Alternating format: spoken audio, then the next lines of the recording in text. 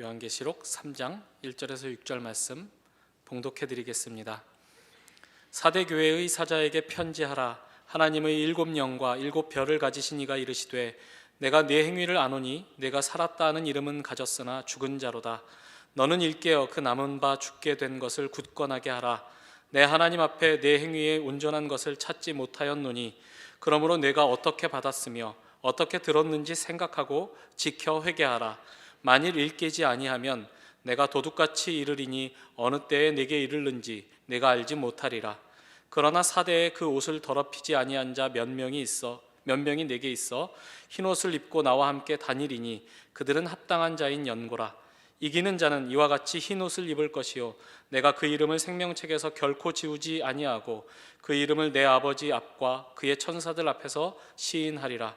귀 있는 자는 성령이 교회들에게 하시는 말씀을 들을지어다. 오늘 읽은 본문은 사대 교회에 보내는 편지입니다. 사대는 고대 리디아 왕국의 수도였다고 알려져 있습니다. 역사책에는 사르디스라는 이름으로 이제 알려져 있는 도시죠. 이제 리디아는 소아시아 지역을 이렇게 위치하던 이제 당시 대국이었죠. 그 소아시아는 지금 터키가 자리하고 있는 아나톨리아 반도의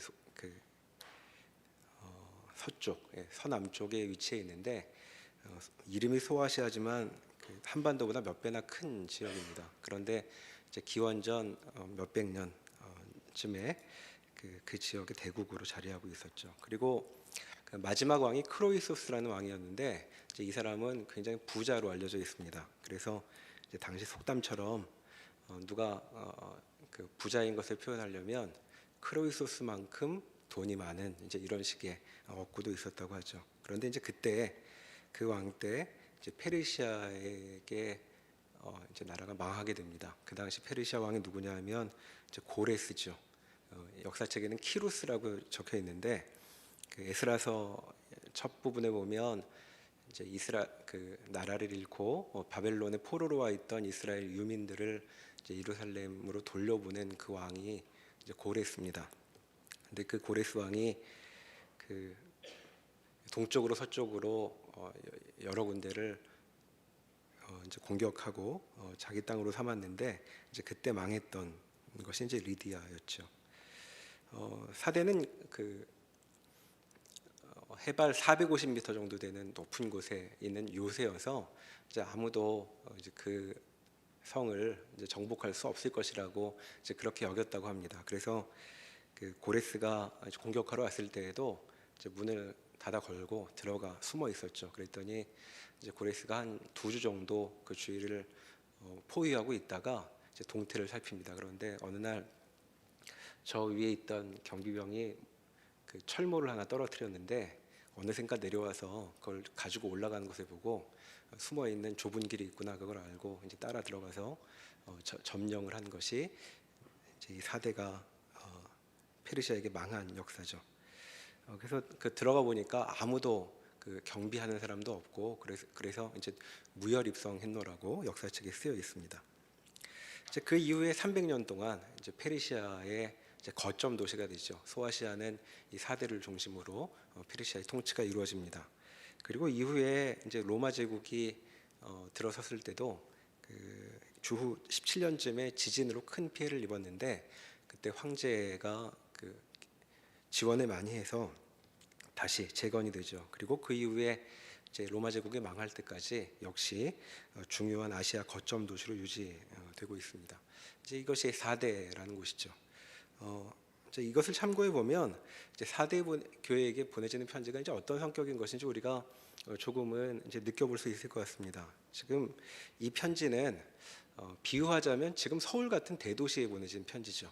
그러니까 예수 믿는 사람들이 좀 있는데 이제 편지를 보내는 것이 아닙니다. 만약 작은 마을 같은 곳에 이게 보내졌다면 아마 빨리 우리 기도 열심히 해서 전도해서 이 전체를 성시로 만들자 이렇게 생각했을지도 모르겠죠. 그러면 다 기독교인들로 채워지는 이제 그런 것을 꿈꿀 수도 있었을 텐데 이제 사대는 그런 곳이 아니었습니다. 언제나 그리스도인으로 사는 것은 이제 그리스도인이 아닌 사람들 속에서 이루어지는 이제 그런 일로 이해됐던 것이라고 우리가 짐작해 볼 수 있겠죠. 자, 그럼 이런 곳에 어떤 편지가 보내지고 있는가? 오늘 본문을 좀 훑어보도록 하겠습니다. 1절에 보시면 수신자와 발신자가 언급되고 있죠. 자, 발신인은 역시 다른 교회와 마찬가지로 그리스도이시라고 소개되고 있는데 사대에는 이렇게 그리스도가 소개가 되십니다. 하나님의 일곱 영과 일곱 별을 가지시니라고 말하고 있죠. 자, 일곱 별이라는 말은 그 앞에 1장 20절에 보면 1장 20절에서 일곱 별은 일곱 교회의 사자라고 한 바가 있습니다. 그러니까 이분이 일곱 별을 가지셨다는 말은 일곱 교회를 그 손 안에 쥐고 계신 권위자이시다라는 것을 이제 가리키는 말이라고 할 수 있겠습니다. 그리고 일곱 영을 가지셨다고 했는데 이것도 마찬가지로 1장 4절에 보면 일곱 영은 이제 성령 하나님을 가리키는 것이었죠. 그러니까 성령 하나님을 가지고 계신 분이라고 말해서 그저 그리스도만이 아니라 성령께서 이 편지의 발신인이 되신다라고 말하고 있는 셈입니다. 그러니까 교회에 권위를 갖고 계신 분께서 보내시는 편지라고 말할 수 있겠죠. 앞에서도 그런 언급을 했었습니다만 이 편지들은 상황을 잘 모르는 제3자가 교회 형편을 이렇게 둘러보고 무언가 조언을 하거나 충고를 하고 있는 말이 아니라는 사실을 우리가 기억해 두면 좋겠습니다. 교회를 세우신 분, 그리고 교회를 지금도 다스리시는 분, 그러니까 당사자께서 교회에게 보내시는 메시지가 여기 담겨 있는 것이죠. 바로 다시 3장 1절로 돌아와 보면 수신자와 발신자가 언급되자마자 곧 메시지가 이어지고 있습니다. 내가 내 행위를 아노니 내가 살았다는 이름을 가졌으나 죽은 자로다라고 말하고 있죠. 내가 내 행위를 아노니 무슨 말일까요? 나는 내가 뭘 하고 다니는지 다 안다, 이런 말입니다. 그리고 이것은 그저 행위만 아는 것이 아니라 나는 내가 누구인지를 안다라는 말이기도 하겠죠. 그러니까 지금 겉으로 드러난 행위만 아는 것이 아니라 그 실체를 아는 분이라고 말하고 있습니다. 자, 너의 실체는 어떠한가? 이어지는 말씀을 보면 너는 죽은 자로다라고 말하고 있죠. 근데 보기에는 그러지 않았던 것 같죠. 앞에 보면 살았다 하는 이름을 가졌다고 이야기하고 있습니다. 자, 무슨 말이냐 하면 명성이 있었다는 것이죠. 자, 도시 4대가 가지고 있는 소아시아의 위상만큼이나 4대 교회도 사람들로부터 추앙을 받았던 것 같습니다. 자, 한국 사람들이 서울을 떠올릴 때, 또 강남을 떠올릴 때 어떤 느낌이 있겠죠. 그것처럼 대도시 서울을 선망하는 것처럼 그곳에 있는 교회는 또 어떨까? 아마 최첨단의 최신의 내용을 갖고 있을 것이다라고 그렇게 생각한 것처럼 4대 교회도 이제 그렇게 사람들이 생각했던 것 같죠. 내가 이번에 그 교회 가봤는데 와, 교회라는 건 정말 그런 곳인 것 같아. 이제 이런 느낌을 불러일으키는 곳이 이제 4대였던 것 같습니다.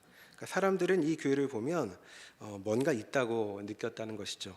그리고 교회라면 저 4대 교회 같아야 돼라고 이제 생각을 했다는 것입니다. 그런데 지금 교회의 주관자이시자 통치자인 분의 눈에는 어떻게 보이는가? 그것은 실상은 죽은 것과 같다라고 진단되고 있는 것이죠. 2절 이하를 보면 이런 상태에 있는 교회를 향해 명령이 주어지고 있습니다. 3장 2절에 너는 일깨어 그 남은 바 죽게 된 것을 굳건히 하라.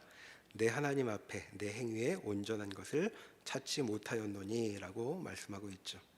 자, 실상은 죽은 자라고 말하고 있으면서도 지금 뭐라고 첫 메시지가 주어지고 있냐 하면 깨어나라라는 말씀이 이어지고 있습니다. 자, 이것을 보면 아주 죽어버려서 아무 소리도 들을 수 없는 그런 상태는 아닌지도 모르겠습니다. 자, 왜 그러면 깨어나라고 하시는가? 무엇하러 일어나야 하는가? 2절에 그 남은 바 죽게 된 것을 굳건히 하라라고 말하고 있죠. 자, 무언가 갖고 있는 것이 있습니다. 그런데 많이 이리저리 잃어버려서 이제 조각처럼 남아있는 것 같고 그마저도 그대로 둔다면 이제 죽어버린 것처럼 없어질 어떤 것이 있는 모양인데 그것을 잘 붙들고 있어라라고 말하고 있는 것이죠. 그러니까 무언가 그 전에 받은 것이 있었던 모양입니다. 그런데 그것이 이제 불씨마저도 꺼질 것처럼 그런 위태로운 상황에 있는 것 같은 상황이 여기 펼쳐지고 있는 것이죠. 자, 그러면 그 남은 것을 어떻게 그렇게 굳건히 할 수 있을까? 그 방안이 3절에 이어지고 있습니다. 자, 그러므로 내가 어떻게 받았으며 어떻게 들었는지 생각하고 지켜 회개하라, 이렇게 말하고 있죠. 자, 내가 받은 것이 있고 들은 것이 있다. 자, 그것을 기억하여라라는 것이 이제 첫 번째 방편이고, 두 번째는 그것을 기억만 할 뿐이 아니라 지켜내라. 자, 지키는 것은 받고 들은 것을 지키라는 것입니다. 그리고 그에 비추어 너의 행동에 잘못된 것들이 있다면 돌이켜라라고 3절에 말하고 있죠. 자, 만약 그렇게 하지 못하면 어떻게 될 것인가? 말씀이 이어지는데 앞날에 안 좋은 경험을 하게 될 것이라고 여기 말하고 있습니다. 3절에 3절 하반절에 보면 만일 일 깨지 아니하면 내가 도둑같이 이르리니 어느 때에 내게 이르는지 내가 알지 못하리라라고 말하고 있죠.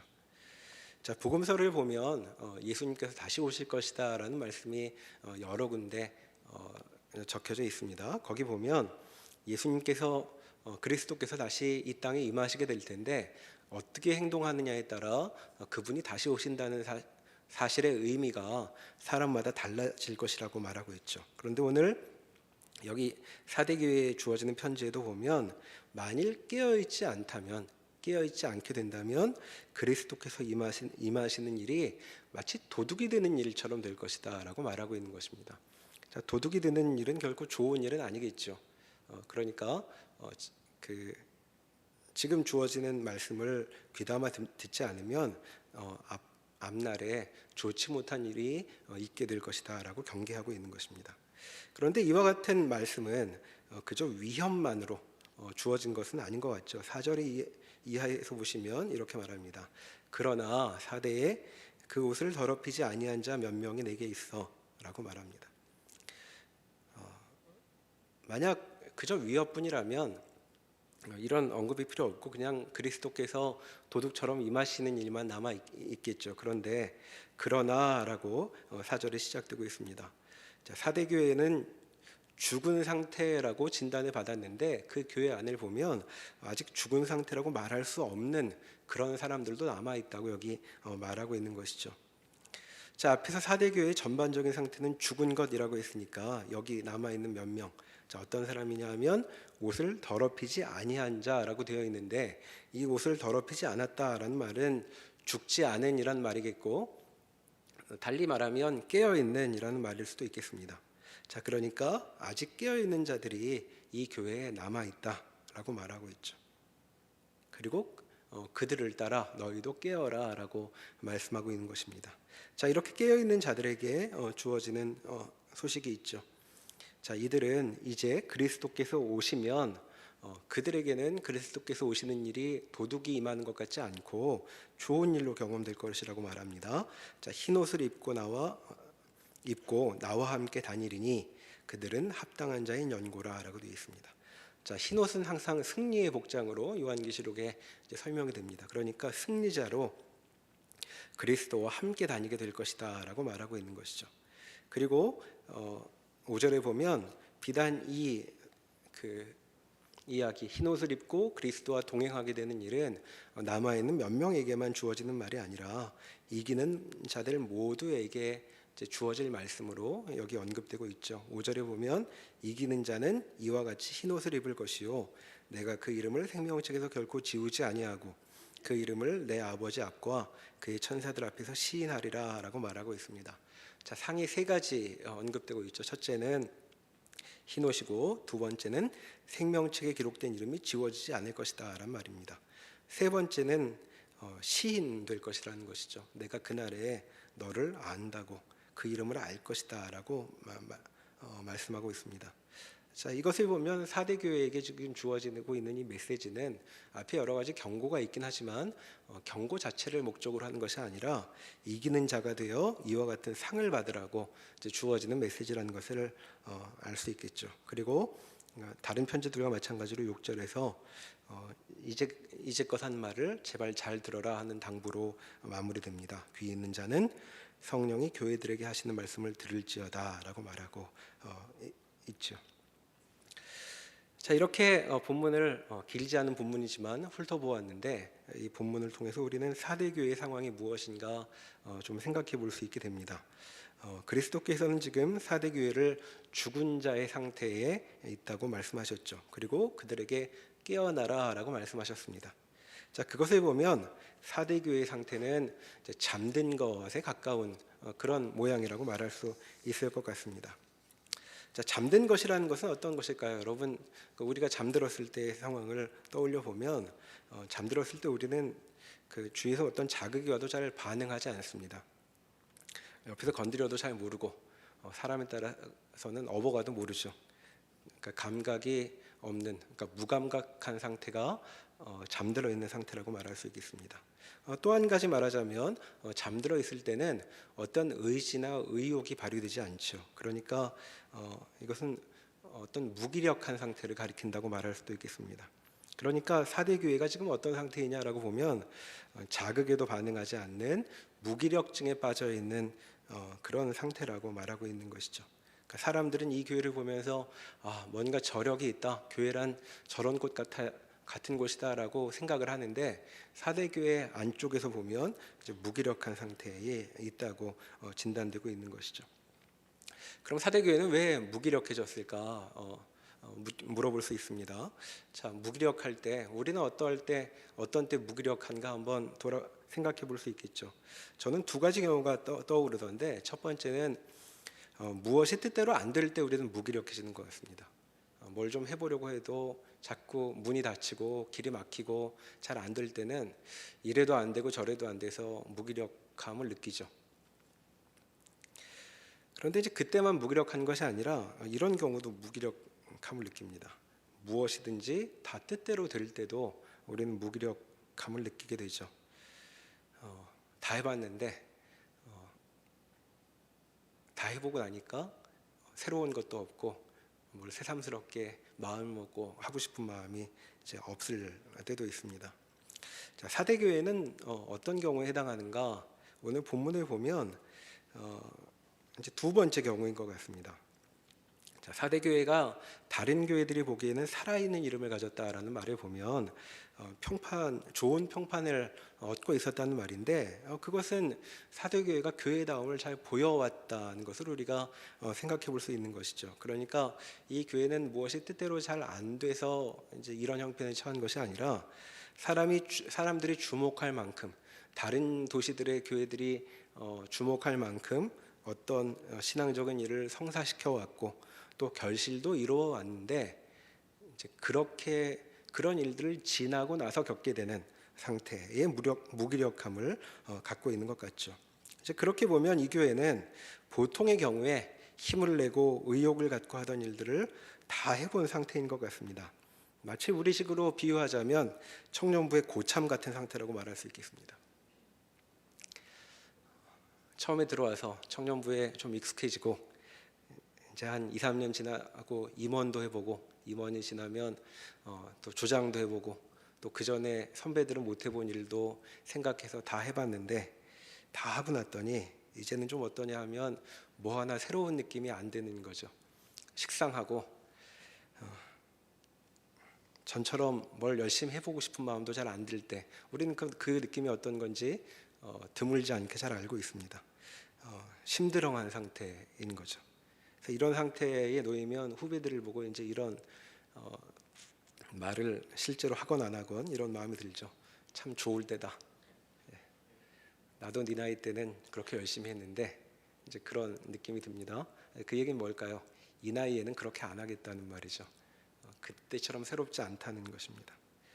자, 이것은 뭐 비단 교회뿐만 아니고 우리가 인생을 살면서 많이들 느끼는 경험 같습니다. 4대 교회도 그러했을 것 같죠. 열심을 내서 다 해보았고, 그리고 무엇인가 이루어지는 기쁨도 누려봤습니다. 그런데 지금 와 보니까 그렇게 의욕에 차서 무언가 열심히 했던 때가 대체 언제인지 기억도 나지 않고, 이제는 무엇에도 흥도 안 생기는 것 같죠. 그래서 우리 청년부 고참들이 느끼는 것처럼 이제는 빨리 졸업해서 이 익숙한 곳을 떠나서 뭔가 새로운 곳에서 새로운 시작을 하지 않으면 이 무기력함을 떨쳐버리지 못할 것 같이 이제 그런 느낌이 드는 것 같습니다. 사실 오늘이 그 2018년 첫 예배인데 여러분 새해 맞이하면서 어떤 생각이 드십니까?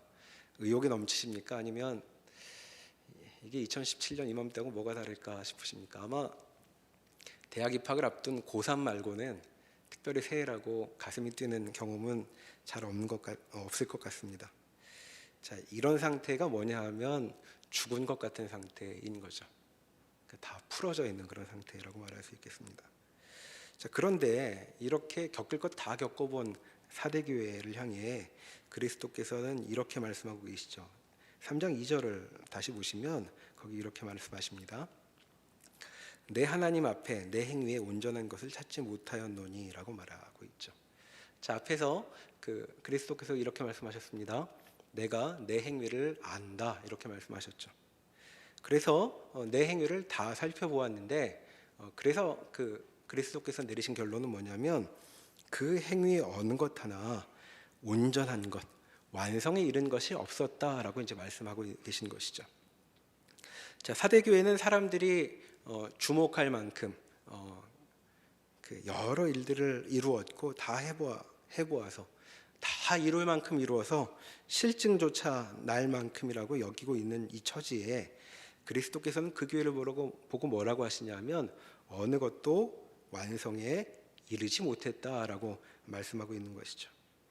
아니 이게 무슨 말씀이십니까? 제가 지난 몇 년 동안 이렇게 열심히 온갖 일을 다 했는데 완성에 이르지 못했다니 이제 이렇게 물을 법하죠.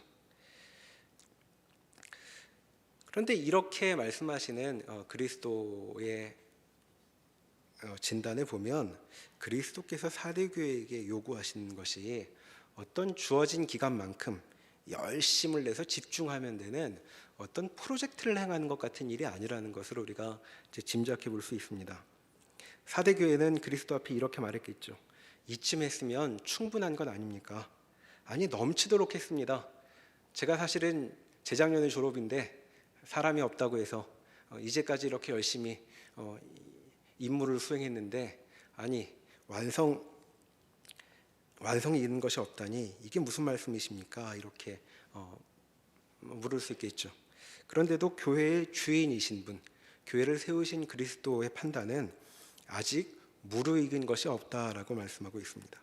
자, 여기서 우리는 신앙 생활에 중요한 원리 한 가지를 다시 기억해 볼 수 있을 것 같습니다. 그것은 뭐냐 하면 신앙의 삶이란 정해진 기간 열심히 해서 어떤 성과를 내는 것과는 다르다 하는 것입니다. 우리는 살면서 보통 의욕을 내서 일을 해야 할 때가 많이 있죠. 그래서 어떻게든 동기부여를 받아서 의욕을 내서 일을 시작을 합니다. 그리고 한동안은 그렇게 새 일을 시작했다는 것으로 그 기간을 지나죠. 이제 그러다가 슬럼프가 오고 이것을 계속 해야 되나 말아야 되나 하는 고민에도 빠지고 그리고 이제 이 기한이 끝나갈 때쯤 되면 아쉬운 반 또 즐거운 반으로 일을 이제 마무리 짓습니다. 그렇게 우리는 우리에게 주어진 한 기간을 버티며 살아가죠. 그런데 지금 그리스도께서 말씀하시는 것을 보면 신앙의 삶이란 것은 우리가 아는 우리가 해본 그 어떤 일보다도 호흡이 긴 것이라고 말할 수 있겠습니다. 자, 신앙생활을 할 때 이 점을 오해해서는 안 되는 것이죠. 자, 기한이 있기는 있는 것 같습니다. 그리스도께서 다시 오신다고 말씀을 하니까 이제 그 너머까지는 어떤 일이 벌어지는지 우리가 잘 모르겠는데 그런데 그 기한이라는 것이 내가 생각하는 것만큼 그렇게 짧은 시간은 아니라는 점 그것을 기억해야 할 것입니다. 특별히 그 기한 문제에 있어서 우리는 신앙의 중요한 도전을 받게 되는데 내가 신앙 안에서 행하는 일 그리스도께서 내게 맡기신 삶의 기한은 내가 정하는 것이 아니다라는 점을 우리는 먼저 기억해야 할 것입니다. 자, 여러분 졸업은 우리가 정하는 게 아니죠. 뭐 대학에서는 요즘 졸업을 자기가 결정해서 신청을 해야 졸업을 하는 것 같은데 우리가 언제 여기를 떠나야 되느냐는 보통 우리 손에 달려 있지 않습니다. 자, 이제 청년 1, 2부는 졸업하는 고참들이 있으실 텐데 이제 2달도 안 남았죠. 한번 지난 청년부 생활을 돌아보십시오. 어떠십니까? 졸업하고 싶으십니까? 애정도 많이 쏟았고 사람들도 친밀해져서 아쉬운 느낌이 들기도 하죠. 그래서 졸업을 하는 것이 아니라 막 떠밀려서 졸업 당하는 것 같은 느낌도 드는 분이 있을 것입니다. 그런데 실은 그런 마음이 드는 게 정상입니다. 왜냐하면 졸업은 내가 정하는 것이 아니라 정하는 분이 따로 있는 것이죠. 그래서 우리는 신앙의 삶을 살 때 우리가 스케줄을 정하지 않는다는 사실을 기억해야 합니다. 진도는 그분께 달린 것이지 내가 정하는 것이 아닌 것이죠. 근데 우리는 살면서 이 일을 참 견디기 어려워합니다. 자, 정처 없어 보이는 이 시간, 이 공간을 견딜 수 없다고 느낄 때가 많죠. 자, 이제는 그만이라고 어디인지 모르게 부르짖을 때도 많이 있습니다. 그런데 그렇게 불러도 답이 잘 없죠. 우리를 사랑하신다고 주님께서 말씀하셨는데 보통 하나님 이쯤이면 되는 거 아닙니까? 라고 여쭤보면 그럴 때는 침묵하실 때가 많은 것 같습니다. 자, 경우에 따라 다르니까 제가 일률적으로 말할 수 없지만 보통의 경우에 이제 이런 마음이 들 때, 더 이상은 못 견딘다고 느낄 때, 더 이상 견딜 수 없다고 할 때에는 항상 그것이 하나님의 뜻이 아닐 가능성이 높다는 사실을 기억해 두시면 좋겠습니다. 하나님은 우리가 견딜 수 있다고 느끼는 것보다 더 오래 견디도록 요구하고 계시죠. 그리고 실은 그 지경을 넘어가게 될 때에야 비로소 성경이 하려고 하는 말을 알아듣게 되는 단계에 이르게 됩니다. 지금 사대교회는 모든 것을 했고 내가 벌써 이 일에 20년 차여서 안 하던 일도 다 해봤고 하던 일도 다 해봤고 그리고 앞으로 어떤 일이 와도 다 내가 해본 것 같은 이제 그런 처지에 있는 사대교회를 향해서도 아직 갈 길이 많이 남았다. 내가 이제까지 한 일을 돌아보며 완성에 이르렀다고 말할 수는 없다라고 말씀하고 있는 것이죠. 자, 그런 면에서 신앙의 중요한 점들은 주로 출석으로 체크받는 것 같습니다. 신앙의 삶이 어떠한가를 돌아볼 때 하나님은 출석을 한 90% 정도 넣어서 우리의 점수를 매기시지 않나 싶습니다. 자, 출석이 중요한 이유는 무엇이냐 하면 하나님이 있으라고 하는 곳에 있는 일은 굉장히 중요한 일이기 때문이죠. 그리고 그 일은 때로 우리가 갖고 있는 한계를 넘어가는 것처럼 느껴질 때도 많이 있습니다. 그러나 그 한계를 넘어가게 될 때 비로소 하나님께서 우리에게 행하시는 일이 우리가 이제까지 경험한 것하고는 많이 다르다는 것을 확인할 수 있는 기회를 갖기도 하죠. 자, 이 점을 확인하고 나서 다시 무기력한 상태에 빠진 사대교회로 돌아봅시다. 자, 보통 우리가 그 무기력한 상태에 빠지면 어떻게 해야 할까요? 이런 상황을 계속하는 것이 대체 무슨 의미가 있단 말인가 싶고 또 익숙한 모든 것이 다 보기 싫고 이럴 때 어떻게 하면 좋을까 하고 묻게 되고 우리는 그 답을 찾아 여기저기 헤매기도 합니다. 근데 사대교회에 그리스도께서 해결 방안을 말씀하고 계시죠. 여기 두 가지가 제시되고 있습니다. 첫째는 그 3장 1절에 발신자에 대한 소개를 다시 볼 필요가 있습니다. 자, 그리스도가 뭐라고 소개됐었냐 하면 하나님의 7영을 가지신 이가 이르시되라고 말하고 있죠. 자, 7영은 누구시냐면 성령 하나님이라고 했습니다. 자, 우리가 그리스도인이 될 때 꼭 거쳐야 되는 과정으로 이제 거듭남이라는 것이 있다는 건 아시죠? 다시 태어나는 일입니다. 자, 다시 태어나는 일이 왜 필요할까요? 그것은 인간의 상태가 죽음에 비견되는 상태이기 때문이죠. 그리고 그렇기 때문에 그 사람이 그 죽은 상태에 다시 살아나는 일은 그 사람이 그냥 깨면 되는 일이 아니라 누군가 일으켜 세워야 한다고 살려줘야 한다고 말하는 것이 이제 거듭남이란 말입니다. 그런데 거듭남을 누가 행하는가? 성경에 보면 거듭남을 이루시는 분은 성령 하나님이시다라고 말하고 있죠. 그러니까 중생의 역사, 거듭남, 중생의 역사는 성령 하나님의 전매 특허입니다. 그런데 지금 여기 죽음과 같은 상태에 놓인 무기력함에 빠진 사대 교회에 그리스도께서 어떻게 오시냐 하면 성령을 동반하여 오시고 있는 것이죠. 자, 성령께서 왜 오셨을까요?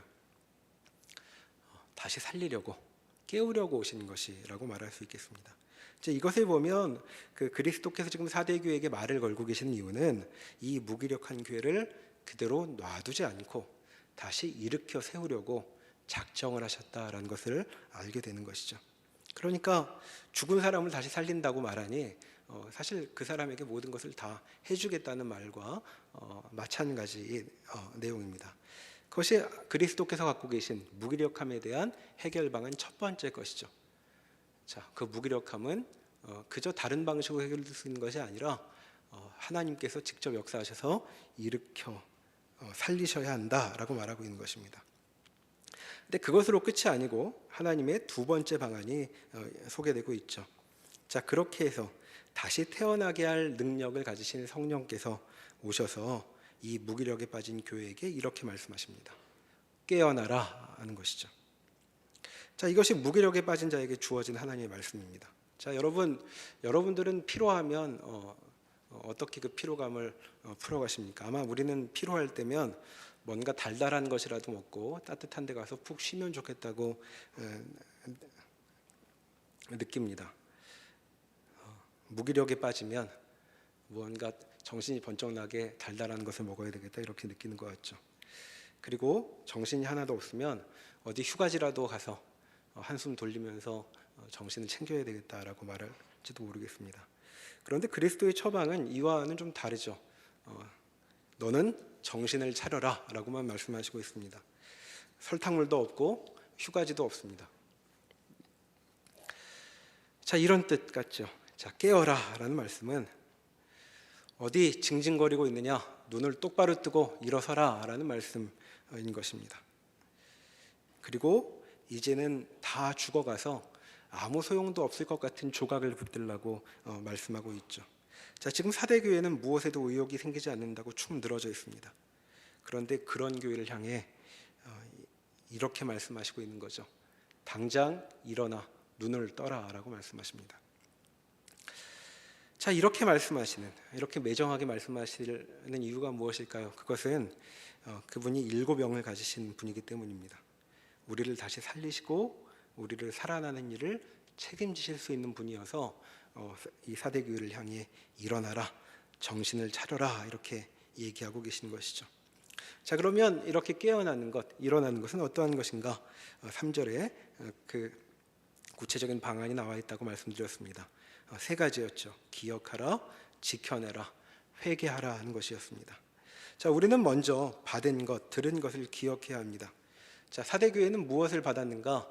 성경 곳곳에 무엇을 받았는지 적혀져 있지만 계시록에서 한 군데 찾아보시죠. 1장 5절입니다.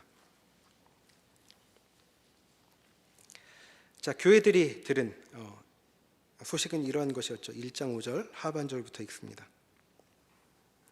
우리를 사랑하사 그의 피로 우리 죄에서 우리를 해방하시고 그의 하나님 아버지 하나님을 위하여 우리를 나라와 제사장으로 삼으신 그에게 영광과 능력이 세세토록 있기를 원하노라.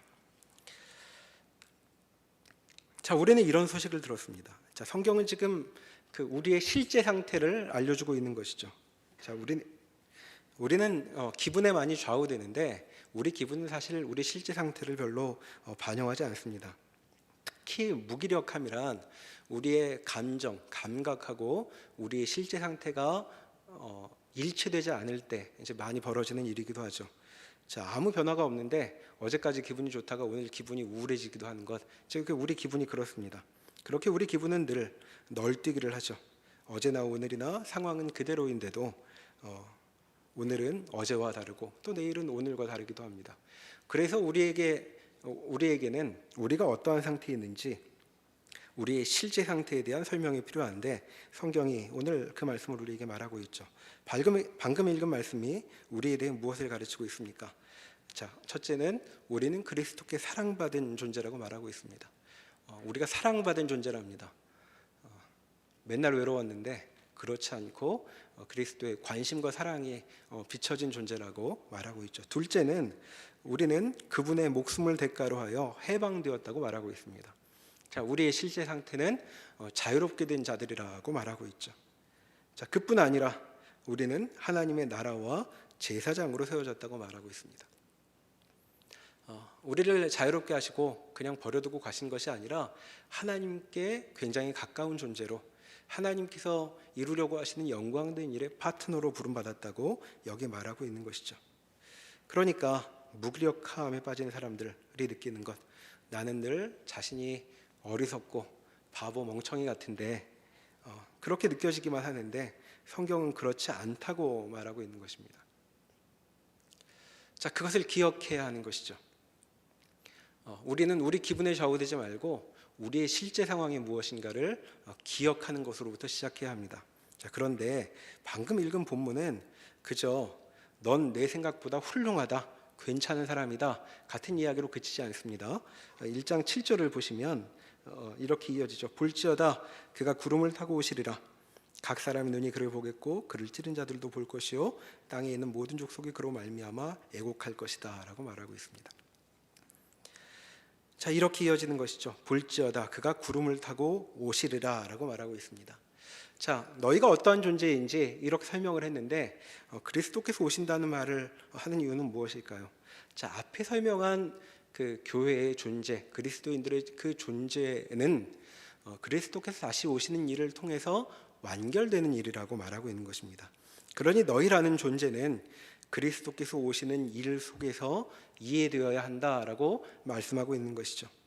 그의 다시 오심이, 그리스도의 다시 오신다는 사실이 우리 존재의 신비를 해명할 것이라고 말하고 있는 것입니다. 자, 우리는 왜 그런지 잘 모르겠습니다. 왜 그리스도께서 오시는 일이 우리의 삶을 설명하는지 다 알지 못하지만 성경은 분명히 이렇게 이야기하고 있죠. 그러나 아직은 성경의 더 깊은 가르침을 모른다고 할지라도 여기서 분명히 확인할 수 있는 바도 있죠. 자, 그것은 무엇이냐 하면 내 인생은 무엇인지, 나라는 존재는 무엇인지는 내 안에서 찾아지지 않는다고 성경이 가르치고 있다는 것입니다. 우리는 내가 누구인지를 이해하기 위해 내가 이제껏 쌓아온 여러 가지 업적들을 떠올립니다. 내가 그때 훌륭하게 했던 일, 잘했던 일, 사람들을 웃기게 했던 일, 미소를 띄우게 했던 일, 사람들의 주목을 받았던 일, 또 사람들을 위해 많은 일을 행한 것들을 떠올리죠. 그런데 지금 성경은 뭐라고 말하냐 하면 내가 무엇을 하고 있는지, 또 나라는 존재는 왜 살아가고 있는지를 알려면 내 바깥에서 벌어지는 사건을 바라보아야만 그 의미를 확정지을 수 있다라고 말하고 있는 것입니다. 그러니 신앙의 삶이라는 것은 내 속에 무언가 좋은 것들을 채우고 쌓아가는 일이 아니라 바깥을 바라보는 것으로부터 시작한다고 말할 수 있겠습니다. 자, 그러니 깨어서 무엇을 할 것인가 한 가지만 기억한다면 그분이 오신다는 것을 기억하는 것, 그것이 신앙의 중요한 첫걸음이라고 말할 수 있겠습니다. 그런데 그 기억, 그리스도께서 다시 오실 것이다 라는 것을 기억하는 것이 그리 쉽지 않을 것이라고 오늘 읽은 3장 본문은 말하고 있죠. 자, 그래서 너희가 들은 것, 받은 것을 지켜내라고, 또 회개하라고 말하고 있는 것입니다. 자, 잘 기억하지 못해서 잊어버려서 잘못 행하는 일들이 많이 있을 거라는 것이죠. 그러니까 그럴 때는 다시 기억해서 돌이키라고 말하고 있는 것입니다. 그리고 열심히 노력하지 않으면 그 기억을 지키기 어려울 것이라고, 그냥 한번 들어두면 자연스럽게 기억에 남아서 그리스도께서 오신다는 사실을 염두에 두고 살게 되지 않으니까 그것을 지켜내라고 여기 말씀하고 있는 것이죠. 자, 신앙의 이런 특징을 분명히 하고 있는 성경 말씀들이 여러 군데 있지만 한 군데만 찾아보겠습니다. 마태복음 25장입니다. 신약 성경 42면에 있습니다. 마태복음 25장.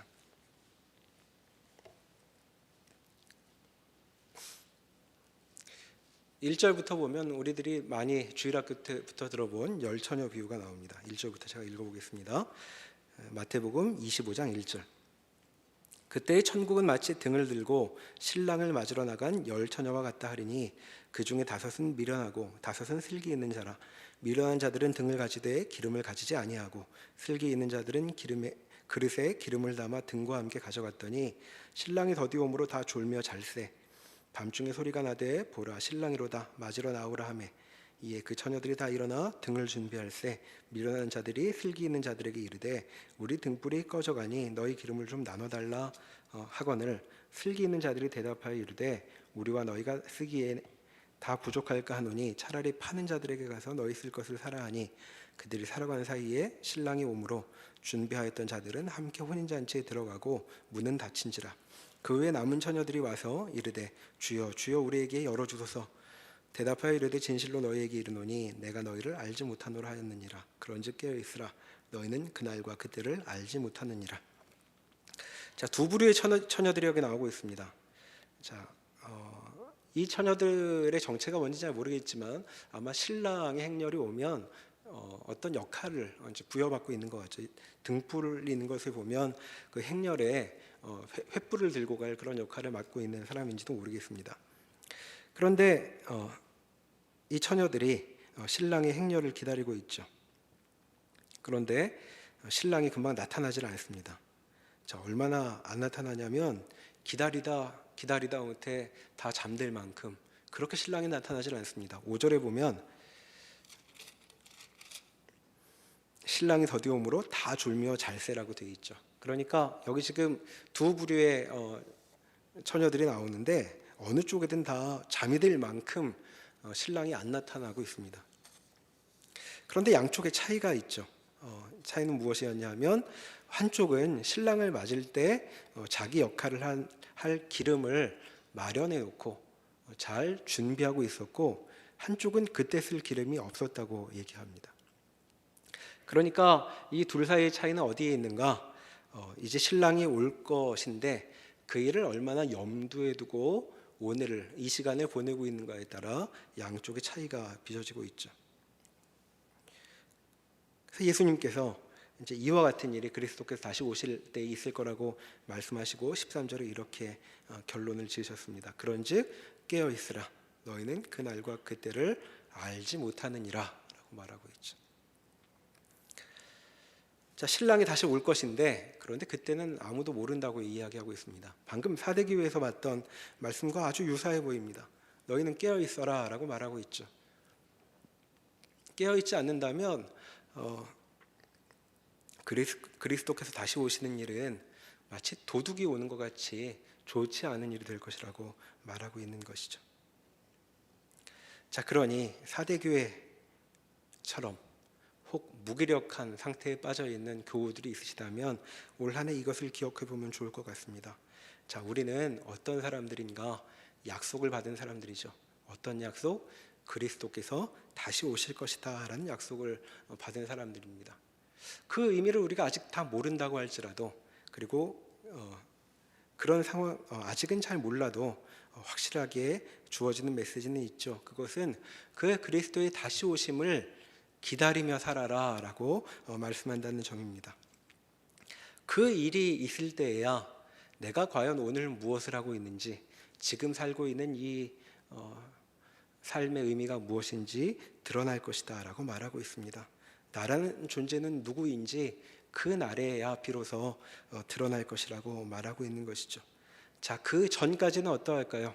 그 전까지는 예수님은 마치 안 오실 것처럼 내가 거짓 소문을 들은 것은 아닐까 싶은 생각이 들 만큼 아무리 기다려도 응답도 없고 안 오실 것만 같습니다. 그리고 오늘의 현실은 과연 그리스도께서 오실 것이라면 오늘이 이럴 수 있는가 싶을 만큼 어떤 일에도 기쁨이 없고 곤고하고 때로는 우울하기도 할 것입니다. 자, 그것이 우리의 현실인데 성경은 이렇게 말하는 것이죠. 그래서 어떻다는 것이냐? 내가 우울해서 뭘 어쩌자는 것이냐? 그리스도께서는 오실 것이고 그리고 그분은 지금 교회를 주관하고 계신다라고 말하고 있습니다. 그러니 우리가 어떤 경험을 하든 그것은 우리를 주관하고 계신 그분의 뜻 안에 있는 것이라고 말하고 있고 우리에게 주어지고 있는 말씀은 하나님께서 다 알아서 하실 것이니 너는 하나님께서 하실 그날을 기다려라 라는 그 말씀 하나인 것이죠. 이것이 믿음의 삶이라고 말할 수 있겠습니다. 자, 일어나서 깨어라 라고 말하고 있지만 실제로 일어나게 하는 것도 성령의 역사인 것이죠. 하나님은 우리에게 많은 것을 바라고 계시지 않습니다. 하나님께서 너를 내버려 두지 않고 지금도 하나님의 일을 하고 계신다. 지금 그 과정 가운데 있으니 하나님을 믿고 오늘 돌짝밭을 걸어가든 가시밭을 걸어가든 하나님을 믿고 따라오라라고 말씀하고 있는 것이죠. 그것이 우리에게 주어져 있는 한 해일 것입니다. 사대교회는 이 말씀을 듣고 흰옷을 입으라고 격려받고 있습니다. 하나님도 우리에게 흰옷을 입혀주고 싶어 하시죠. 그리고 우리의 이름이 생명책에 있는 것을 분명히 하고 싶어 하십니다. 그리고 성부 하나님 앞에 내가 이 사람 압니다 라고 말씀하고 싶어 하시죠. 그래서 우리에게 기억하라, 지켜내라, 그리고 잘못할 때면 다시 돌이켜라 라고 올 한 해를 허락하셨습니다. 올 한 해 하나님 앞에 모든 일이 그리스도의 손안에 있다는 것을 기억하고 용기를 내어 신앙의 삶을 살기로 서로 격려하고 다짐하는 우리 모두가 되면 좋겠습니다. 기도하시겠습니다. 하나님, 숨만 쉬고 있고 실은 죽은 것처럼 아무 의욕도 없고 인생에 낙도 없고 보이는 것도 없어서 괴로울 때가 있는 것이 우리 인생입니다. 그러나 하나님께서 이런 일을 어쩌다가 벌어진 것이 아니고 하나님 믿고 살아갈 때는 늘 겪게 되는 일이라고 말씀하시니 주의 말씀에 순종하며 우리의 길을 걸어가겠습니다. 하나님, 우리의 연약함 아시오니 저희 붙들어 주셔서 주께서 오실 때까지 후퇴하지 않고 넘어져도 다시 일어나 주님의 약속을 붙들고 살아가는 하나님의 신실한 백성 되게 인도하여 주시옵소서. 예수님의 이름으로 기도합니다. 아멘.